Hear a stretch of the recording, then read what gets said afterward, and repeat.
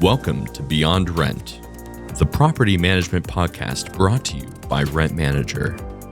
Each episode, we sit down with an expert to talk industry updates, tech solutions, and top tips for those in the property management space. And now, let's get to the conversation and go Beyond Rent.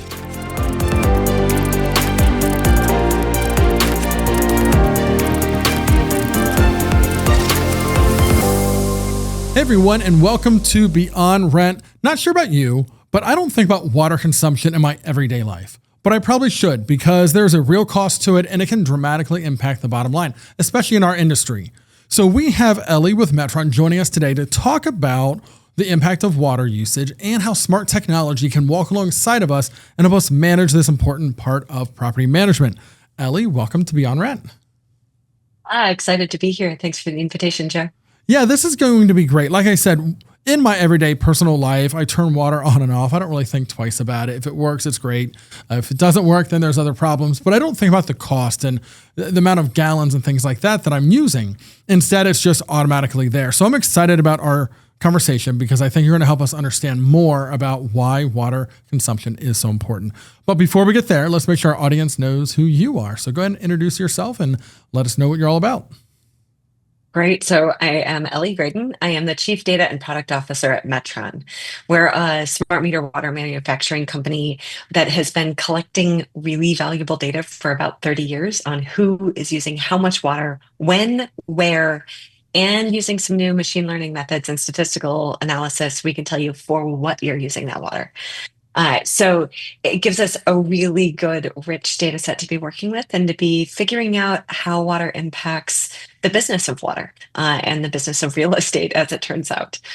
A little bit more about my background. I actually have a doctorate. I've done a lot of complex systems work, but mostly come at this from the data and AI side of things. So I think a lot about, and I've done a lot of work in emergency management. So think about the sort of impact of things like water and electricity on people's emergency conditions, but also their day-to-day conditions. Yeah, this is a lot of fun. So we talk about AI all the time, right? It's just common to talk about it in the technology world, but a lot of it is about how it helps us write or how it maybe helps put together different, like I'm going to say data sets, but more like on the content side, ideas, maybe reviewing emails and calendars, things like that. But we don't often really dive into AI, machine learning, and data in the way that I think you are and what you're talking about and how it can really help analyze things and help us understand things better. So super excited to hear all about how you're using that knowledge about it. Like you said, 30 years of data is a lot of data to go through and understand. It is. And it's at very high resolution. So it means that we have a bunch of very clean data that we can train models on. And that's often the biggest barrier to building a good AI model. So that's where we get really excited about what we're able to do. Yeah, excellent. Well, let's jump right in. Let's start talking about water meters, smart water meters, and help me understand a little bit of, I guess, maybe even the history of water meters, because I understand what a water meter is, but what's the difference when you say the word smart water meter? What's the real, I guess, differentiating factors that separate the two? The big difference in is how we collect the data and report back the data. So at the core of it, what we're talking about is a piece of hardware, a piece of metal or composite plastic that is measuring the water that's going through the pipe. Very simply. Now, that can be a static meter, meaning that it's something like an ultrasonic meter where you're measuring that water flow using, in this particular case, sound waves. In other cases, it's a mechanical mechanism. So it'll actually be a turning mechanism that's going around, and actually a magnet is reading those turns and then calculating the water that's moving through the pipe. That data has to get collected somehow. So at least at the way that we do this at Metron, but this is true with a lot of different hardware manufacturers in this space, we actually then build a register or a little mini computer that sits on top of the meter, and it collects that information. You then somehow have to get that information out of the hardware. And so there have historically been a lot of different ways that we do this. One of the primary ways, though, is through radio frequency. So somebody will stand up a full tower for radio frequency that actually collects the frequencies and the reads from all the meters in the local area. What Metron does is a lot of cellular, so that tends to be where we specialize, is actually in a cellular communications market. There are other manufacturers who play there as well, and it's this sort of mixed set of methods for ways of getting the data out of that little computer that sits on top of the meter and sending it up to the cloud so that the data can be collected. That, in a nutshell, is a smart meter. That's saying, okay, well, we can actually do this automatically, right? We can collect the data, send it up through the comms, collect it all in the cloud, and then use it for any number of different downstream applications in different software packages, that kind of thing. In a billing platform, for example, like yours. When we talk about the sort of old school world, the way that we did this was that those same hardware meters would be collecting the information about the data, and then it would be showing up on, say, a little LCD screen. Or it would just be collected on, and then what would happen is you would actually have drive-by routes. So people would be driving by in their trucks, right? Quite literally. And initially they would stop and actually go in and handwrite down all the reads, right? This is it ages me a little bit, but this is how they did this when I was growing up, right? Somebody would drive by, they would get out of their truck, come over, read the number. And in fact, at that point, it was often a rotator cube, right? So write down the number, that would be your consumption, and they would calculate it for the monthly bill. As that then progressed, right, then it could be a drive-by, and they would do a radio frequency drive-by reporting. And then they started doing the towers, and we started being able to build up progressively better infrastructure, especially as cellular was rolling out, and it became much more inexpensive, and particularly in rural areas. Cellular became a really important way of collecting this information. And that's partly because if you think about it, when you have a city where you can stick in a big piece of infrastructure to collect radio frequency from all of the local meters, it's one big tower for a lot of local meters. If you're in a small town, though, of 5,000 people or of 3,000 people, or in your middle of Wyoming, it doesn't make a whole lot of sense to stick a big radio frequency tower in the middle of a cow field. So this is where the cellular technology is really valuable, because you actually have good distribution. So the way to think about the communications on a smart meter is just, okay, what's the most efficient way to send information, collect information, and then send that information back to home in a way that captures it regularly and gets good coverage across the geographic region. Yeah, and this is really interesting because people in our industry, I think, for the most part, probably have some understanding of meters, right? Because it does touch the industry so often and many roles. But I imagine the general public, when you think about water meters, they don't think twice about how the water company is getting these readings. And even in, I would say, personal applications or private applications in private homes, much of this data collection is happening in similar ways, right? Where old school, you had the guy that came to your house and would write down the reading, and then it's advanced over time to make it easier and more efficient and less labor intensive along the way. Exactly right. Well, and there's also a big difference in terms of where you live in the country. So in regions that are water rich, where you're sitting right on Lake Erie or Lake Michigan, and water feels infinite, water is really inexpensive, and it's viewed as a sort of, as an infinite resource. Then you get down to Arizona, New Mexico, Southern California, and all of a sudden you're in a very, very different set of conditions where people are measuring every drop. There are a lot of regulations about, if you have a house that's an even number, then you're allowed to irrigate for 1 hour on Tuesday mornings and 1 hour on Thursday mornings, and that's it, right? All of these a whole bunch of rules to make sure that we're actually saving the water when there's scarcity or when there's a drought and those sorts of things, and in these water poor areas or water scarce areas. So I think that's the other piece that I've learned, is the degree to which our geographic location changes how big a deal we think water is. I grew up in an area where water was pretty scarce and it was rural. And so it was a thing we thought about quite a bit, because I was on a well and you didn't want to run out of the water in the well, because then you have to dig a new one. It's a very different scene than somebody who lives in a city in the East where, you just turn on the tap. Yeah, it really is interesting to think about that side. Being from Cincinnati, Ohio, been here my whole life, I don't really think about water in that way, right? I've always had access to public water. Again, turn on the water, it's there. I don't think twice about it. You pay the bill once a month and you kind of move on with your life, right? But it impacts people in different ways. And so Help me connect this to the real estate world a little bit. So having the ability to have smart meters and have easier access to these readings must have a big impact on how people view real estate in different areas. It does. So a couple of interesting points of note and just sort of ways to start to frame the problem.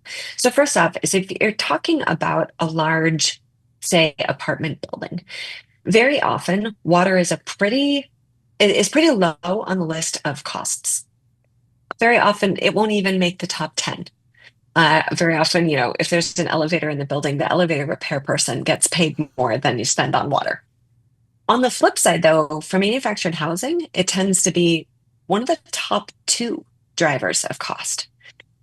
Now, especially when you're talking about something that has a top 2 driver of cost, obviously that's going to have a very direct impact on real estate property and real estate values.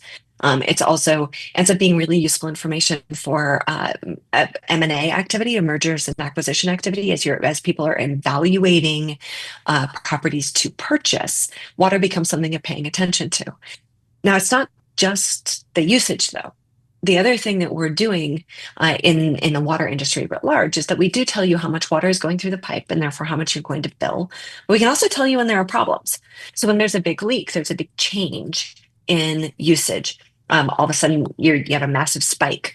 Or if, for example, you're running a data center and all of a sudden your water goes to 0, which is as big a problem or more of a problem as you can imagine when you need it for cooling.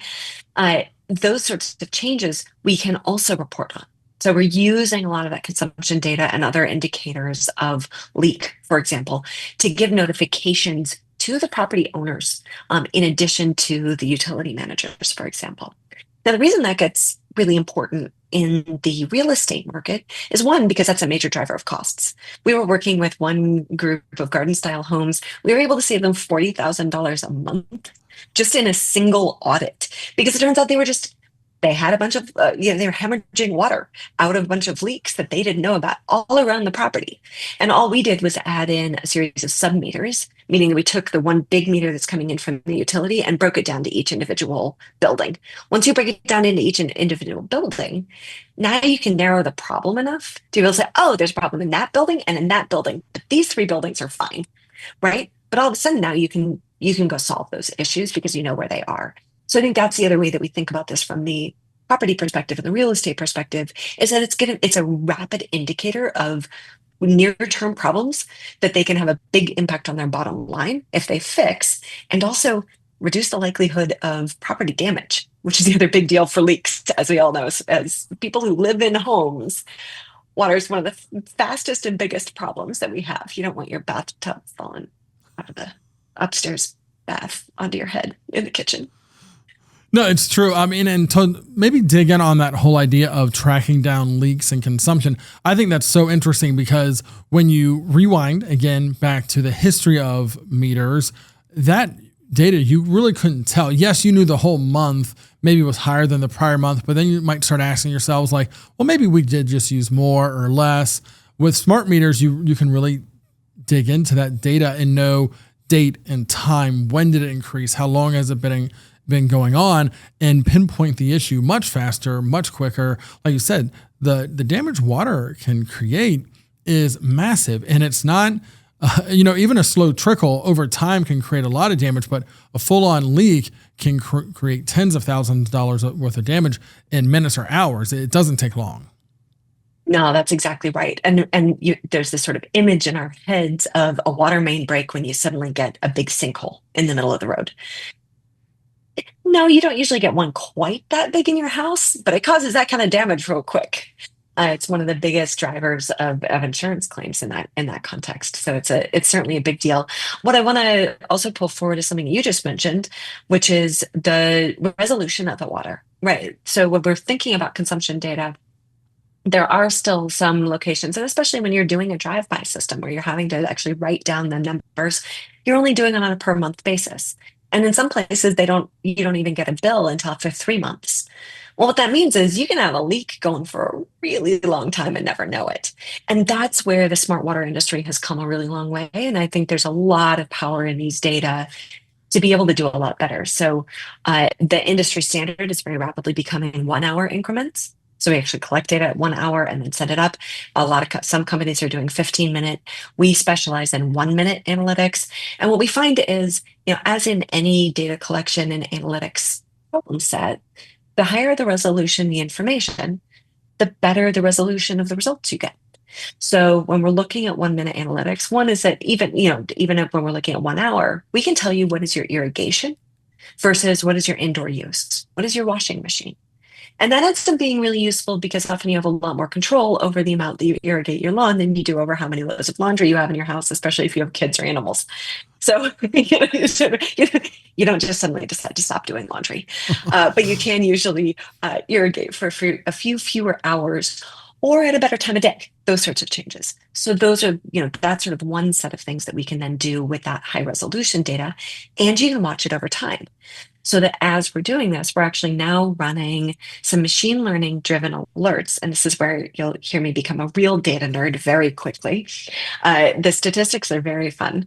So you can actually start to look at what normal is for every single meter or for every single home. So if you know your normal work schedule is a Monday through Friday, 9 a.m. to, 5 p.m. and the kids show up at 6 p.m. and everybody makes dinner at that time of night. And, that's when you're getting your big water usage. Well, then with using some basic statistics, we can say, oh yeah, here's your normal schedule. But if you work night shift and all of a sudden you have a different pattern, all of a sudden we can start to pick that up too. So that if all of a sudden you get a spike, if I got a spike of water use at noon, I'd be a little worried. But it might be that somebody else is much more worried if they get a spike at 7 p.m. So we can start to say, well, what's normal for you? And what looks like a problem for you? And we can actually then send you an alert via text or via email, tell you about that, so that then you can actually respond very quickly to problems. And that's where that smart metering really steps you up. And we find it to be really useful for property managers who are, for example, managing a manufactured home park or a full apartment building. They can get those alerts as well, so that they're getting early notification of what's happening at the homes that they're taking care of or at the general property level. Oftentimes irrigation might be run at the park level and not at the individual home level. So it's a really nice way for them to be able to differentiate as well. I will say it makes their billing a lot more precise also. And one of my comments earlier was, I use water without really thinking about it, but I wonder if part of that is learned behavior, because historically, I don't have any visibility into the water usage, right? It's just one lump sum, one cost, whatever it might be. And like I said, there isn't that visibility, that clarity of what is actually happening. So if I had this in my home, I do wonder if I would start realizing, oh, these are the behaviors that are driving my water bill to be what it is. And now that I know that, will I do things differently? Could I do things differently? You're providing this to property managers all day long so they can actually do that. That's exactly right. And we actually provide it to residents as well. And this is a new thing that the industry is starting to do a lot more. Historically, our primary purchasers and our primary customers have been the utilities themselves. And so the industry has specialized in what I would refer to as utility specific or utility focused software that's really designed for people who are experts in water. They think in units like hundreds of cubic feet. And gallons per minute is considered to be the sort of most standardized and easiest accessible. Let me tell you, when I started in this industry, I couldn't think in a gallon per minute, right? It's not the way I think about it. If you tell me what the dollars per day are, I understand what you're talking about. And so a lot of some of the shift too has been, and we just developed a platform, and a number of our, like I said, a lot of folks across the industry have done this, is creating a new version of the software that's specifically tuned to residents and to users of water, sort of normal everyday consumers, where you can also pull that up on your phone. You can have it on your app. What we find is that when people can see exactly what like you're describing, they can see that they are even using water and roughly how that's changing over time. What we find is even if they don't have major issues, they end up using less. So there's this really interesting data point where when you put in a water meter, and especially these smart water meters, we see on average about a 12 gallon a day reduction in water use just because we're measuring it and they know we're measuring it and they can sometimes see it or they get a sense for it. And it's these sorts of basic behavioral economics that drive what we do on a day in, day out basis that we aren't even aware of. But it turns out it has real impact. That is so interesting. So there's no leaks, there's no problem, but just the fact that they know that it's being tracked and it's monitored and they can see it, it changes the way they think about it. An analogy I just thought about is almost like the way that cell phones have worked historically, and maybe the back and forth shift with cellular data, right? At one point, it was how many gigabytes per month do you have on your plan, or megabytes, or whatever it was at that point. Then it was unlimited. Once you go to unlimited, you really don't care how much data you're using. But back when they were monitoring it and you'd have to pay extra when you went over, all of a sudden we all thought about that, right? Like, well, if I download an app or if I use this, I'm going to possibly go over my limit and have to pay more. It's that awareness that helps create good behavior at the consumer level. It's a great analogy, and that's spot on. There is an interesting sort of follow-on analogy here, which is that the way that the utilities do billing is often that you hit these different thresholds, where if you bump over $10,000 or 10,000 gallons of usage, for example, all of a sudden your rates go up by another notch. And so what we have on our team are folks who carry around their app in their own cell phone, monitoring their own houses.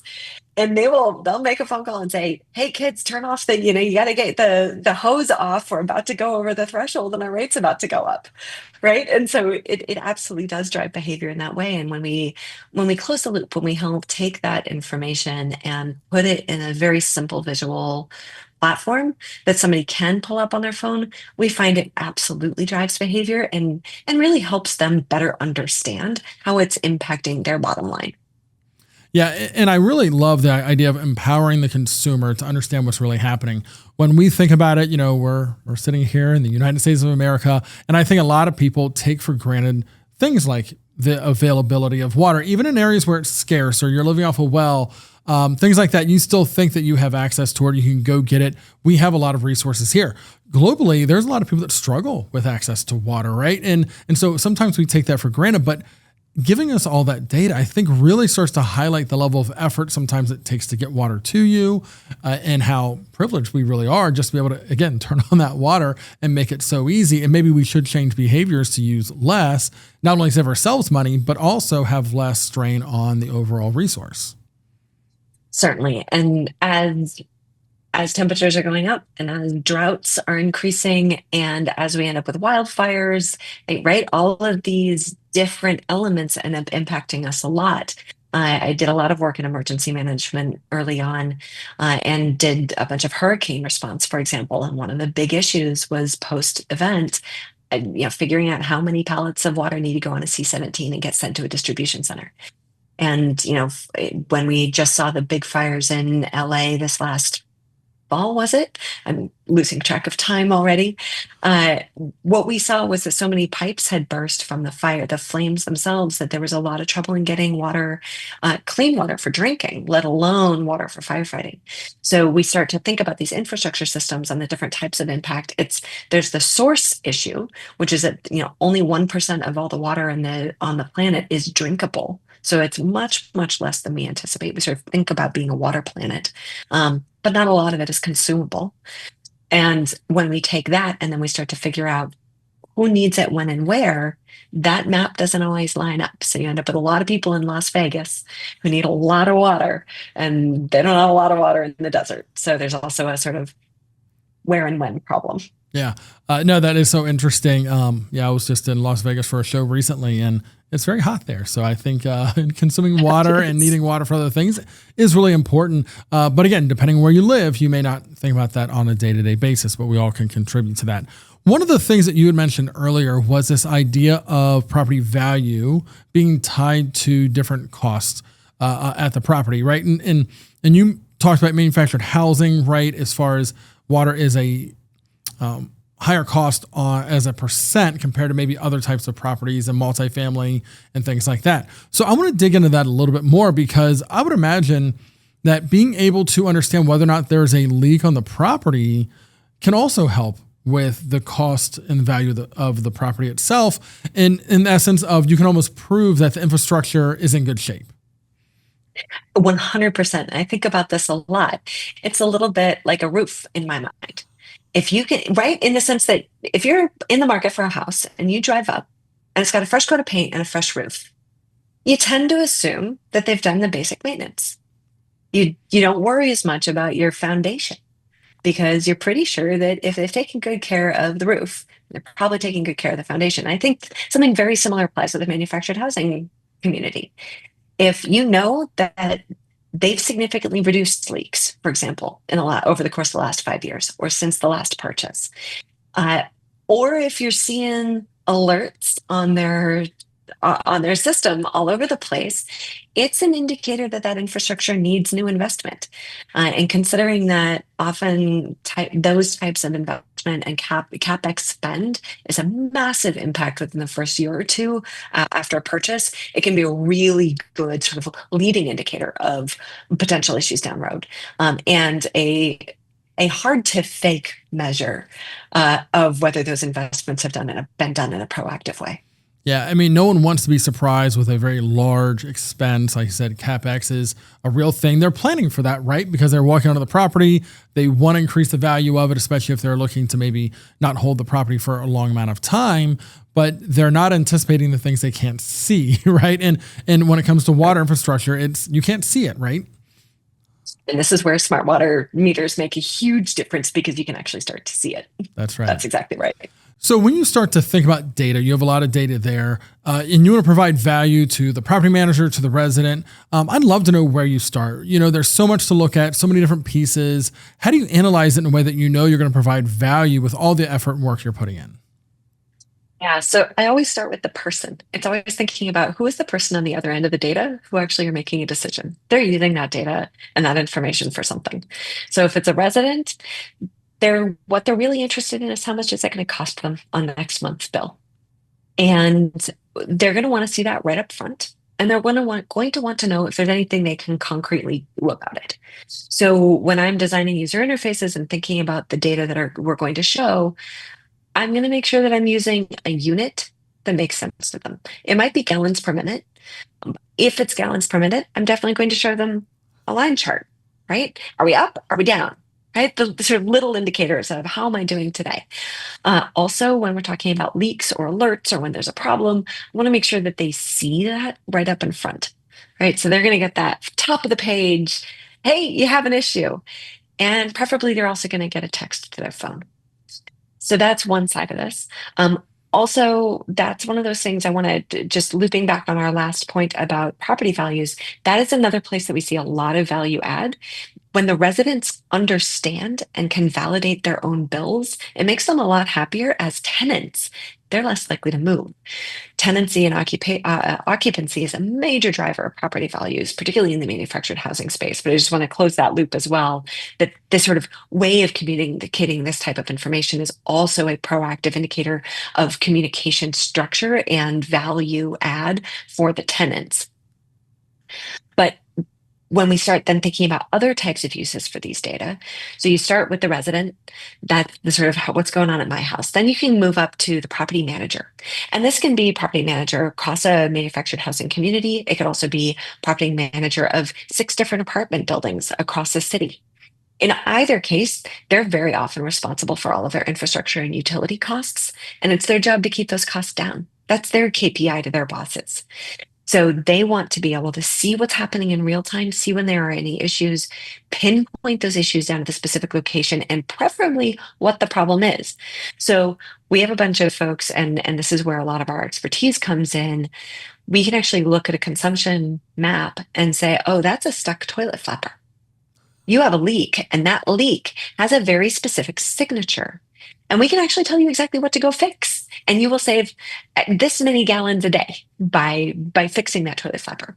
Right. And those things end up mattering a lot for a property manager, where that's actually their indicator of success. That's what they're getting evaluated on. Now roll that up to, we'll call it a private equity firm or an investment firm who owns that property and 10 others.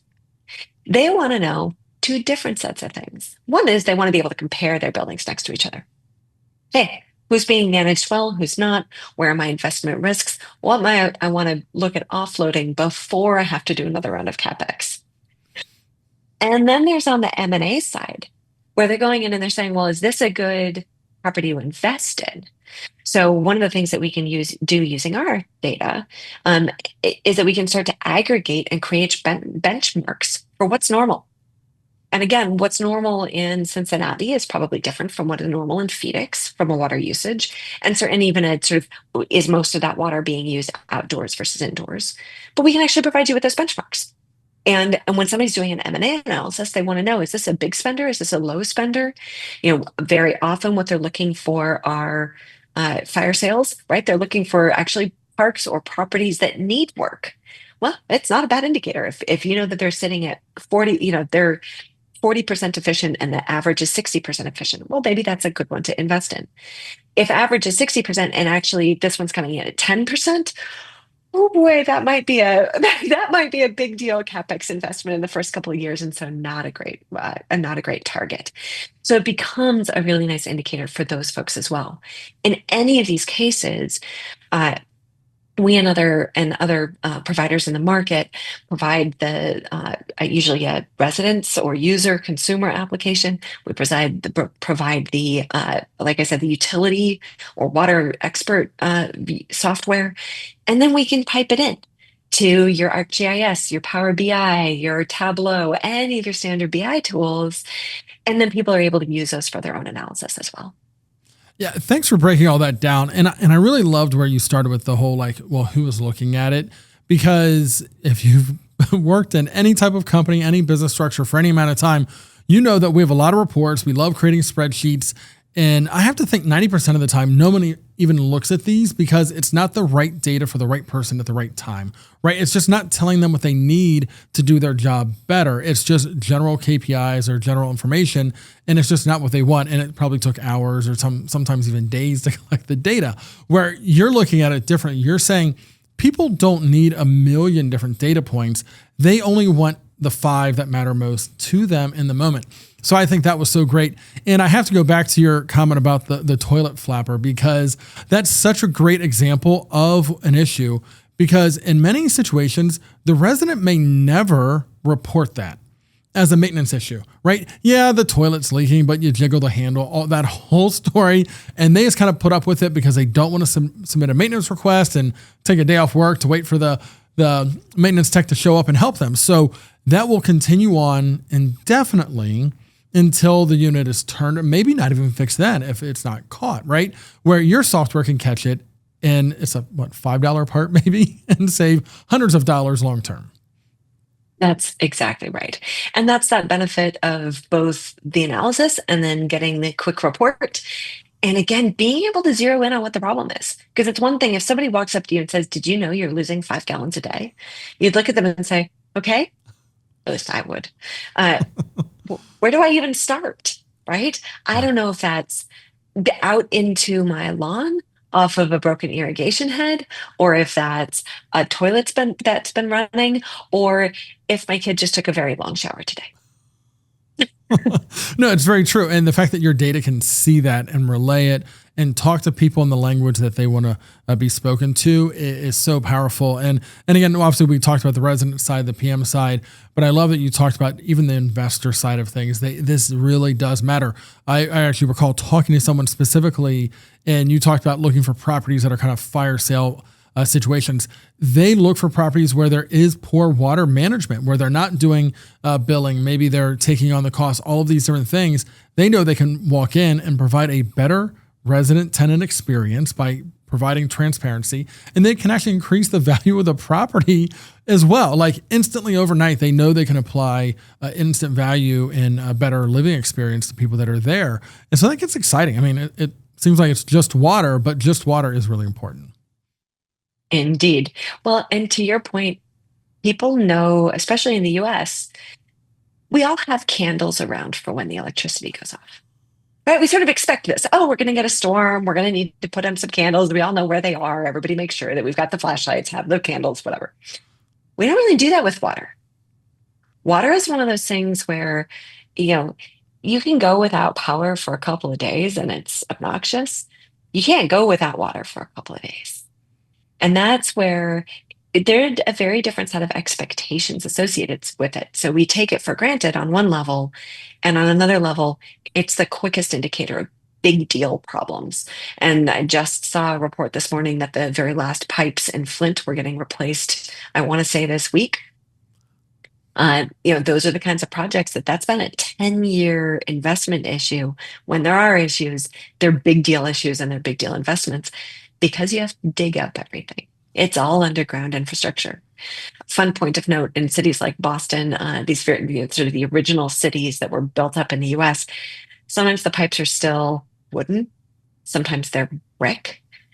Oftentimes there's a really high percentage of just baseline assumed loss into the ground. I mean, we're talking like 30 to 40% assumed loss of clean water seeping into the ground because of these old pipes.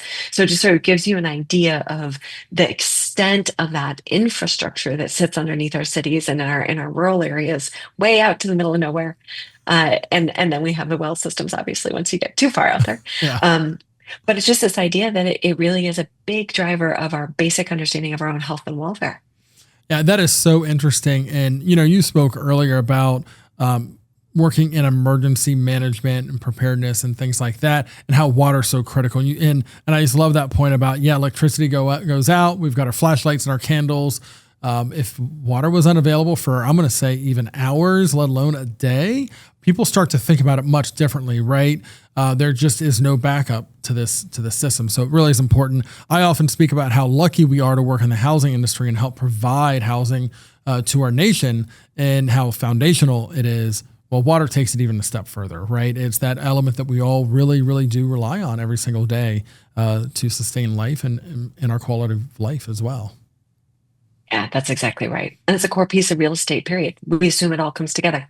That, of course, when you get a house, you're going to get water. You get a home, you're going to get water. It's part and parcel. That's right. Absolutely. So, well, Ellie, as we kind of turn towards the end of this episode, this has been such amazing information for our audience. I want to make sure you have an opportunity to talk a little bit more about Metron specifically. We hinted at it early as far as like what you're doing and kind of the 1 minute time frame that you're able to evaluate things. But if people want to learn more about what you're doing with data, what Metron is doing with water usage and consumption and all the smart meters, what do you want to share there, and what's the best way for them to reach out? Yeah, great question. Thank you for the opportunity. So I joined Metron a year ago today, and I absolutely love it. It's a terrific place. What's really exciting for me about it is that, like I said, we've been in the industry for 30 years. We're some of the best water experts there are. And the team that I came into really knows this industry.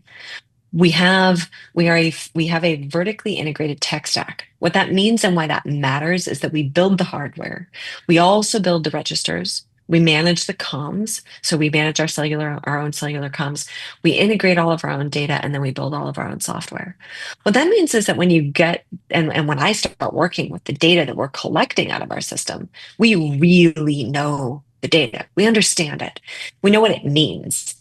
What we find is that when other folks come in, and I had to learn it, water is not as straightforward as it seems. There's a lot to learn.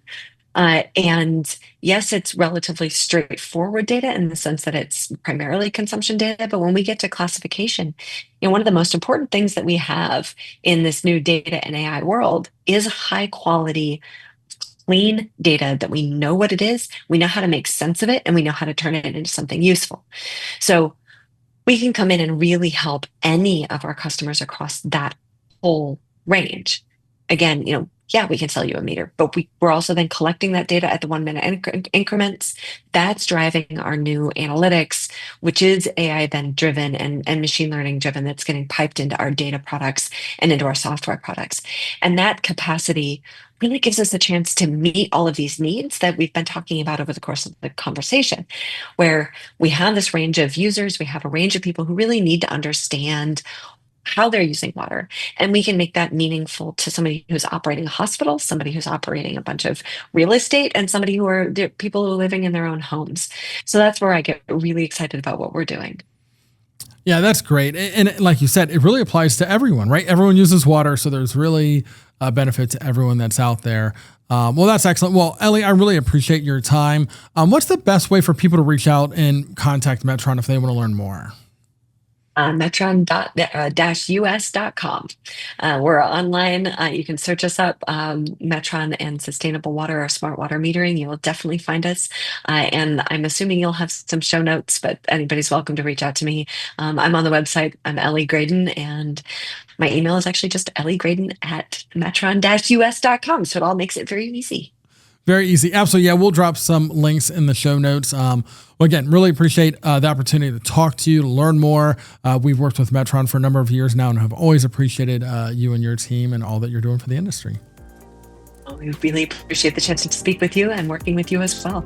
Excellent. Well, thanks again. And thank you to our audience for joining us for another episode. And until next time, keep going beyond rent. Thanks for joining us for this episode of Beyond Rent. If you enjoyed this podcast, spread the word on social media and with your peers in the industry. To be notified when more episodes are released, subscribe using your favorite podcast player. Beyond Rent is brought to you by Rent Manager Property Management Software. Learn more about Rent Manager's industry-leading software solutions at rentmanager.com. Until next time, keep going beyond rent.